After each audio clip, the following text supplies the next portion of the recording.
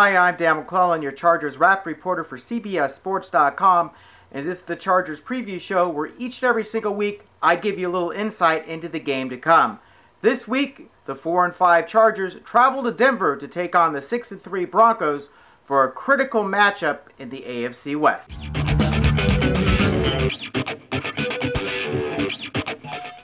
This may be only the 10th game of the season, but make no doubt about it, this is a must-win game for the Chargers. If they fall to Denver, they'll be 3 games back in the AFC West with only 6 games to play. But that would really be a 4-game deficit because the Broncos would hold the tiebreaker on the Chargers, which is head-to-head matchup. Beat Denver this week, and they're only a game back in the AFC West, and that's very manageable. However, for that to happen, quarterback Philip Rivers is going to need to have a near-flawless game. Rivers is in the middle of a streak where it seems like every single week he has at least one terrible pass right into coverage. Last week, cornerback Leonard Washington intercepted Rivers and returned it 83 yards, and that was basically a game changer to give the Buccaneers the win. Meanwhile, Peyton Manning, who led the Broncos from a 24-0 deficit against the Chargers in Week 6, has been on fire ever since. In the 3 games since then, Manning has completed 76 of 103 passes for 897 yards and 7 TDs for a passer rating of 114.4. He also leads the league of all qualified quarterbacks with a 108 passer rating.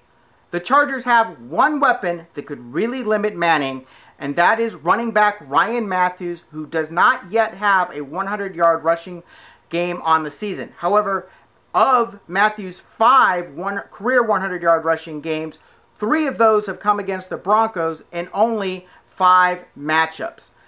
Matthews needs to get the ball. Doing so will limit the time that Manning has the ball. It will also help keep the pressure off of Philip Rivers. The Broncos lead the league with 31 sacks, and that pressure could lead to more interceptions.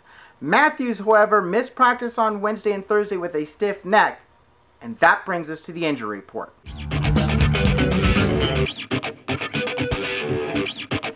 Matthews was only limited in his return to practice on Friday, but I really get the sense that he is going to play unless he has a serious setback on Saturday from participating in practice on Friday.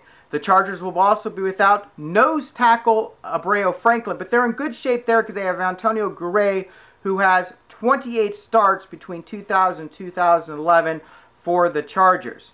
The biggest concern is whether or not left tackle Jared Gaither will play. It looks like he won't. He's listed as doubtful with a groin injury. This means that Mike Harris, the undrafted free agent out of UCLA, will likely receive his 6th start of the season. Harris will either match up against Elvis Dumervil, who is listed as questionable with a shoulder injury, or Robert Ayers. Dumervil has 7 sacks on the season, including 2 against Rivers in Week 6 and 2 forced fumbles. So, rather match up against Ayers, but Ayers had his best career game last week with 5 tackles, 3 solo, 2 assists, and a sack. Either way, it's a tough matchup for Harris.